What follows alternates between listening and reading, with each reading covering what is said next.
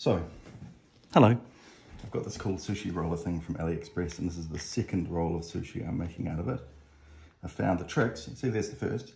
You got to put water in here first so the rice doesn't stick to it. So we just kind of ram some rice in there. Looking kind of ugly, right? It doesn't have to be overly nicely put in. In fact, I'm doing a remarkably bad job of it here. So let's fill up both sides, just loosely. Loosely seems to be the key, at least from the test roll and the kind of two fillings I did that I had to throw out. Right, so we've done that now. We get this thing, the middle bit, and just kind of push. Do that on both sides. Actually, it's the wrong way around. It's got the little thread there, so if we push it in the other way around, we don't get the thread marks on the rice. This is actually particularly bad, so I'm going to put a little bit of... Actually, I won't need to, because as I push it through, I'll explain things that happen. Anyway, we want a bit of mayo. Okay, a lot of mayo, because my son loves mayo. And we're going to throw some capsicums in here as well, because, you know, if you don't have capsicum, then they'll be eating no fruit at all, as it turns out with my kids and things.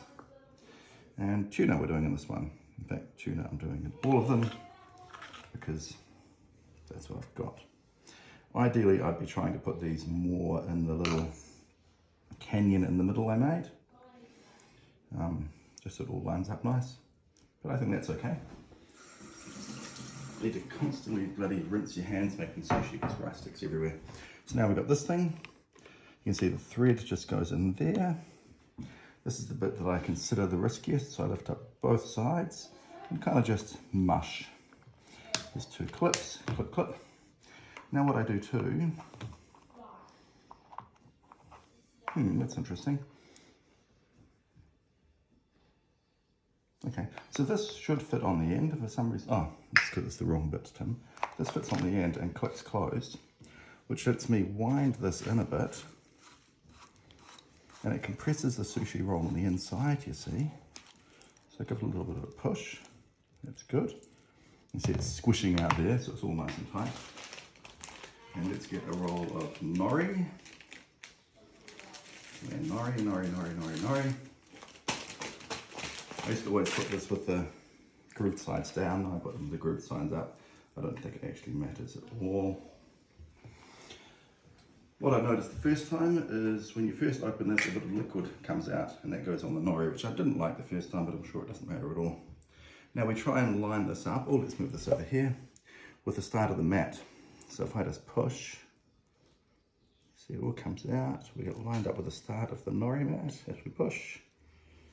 And so now it's more sort of pulling the plastic bit off than pushing the spout. And look at that, eh? It's lovely. Now we're going to need a whole lot of water, because when I roll this up,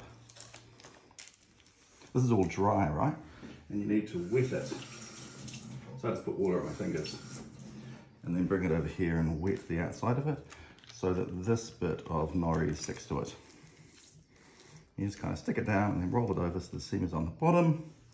And there, my friends, is a lovely sushi roll.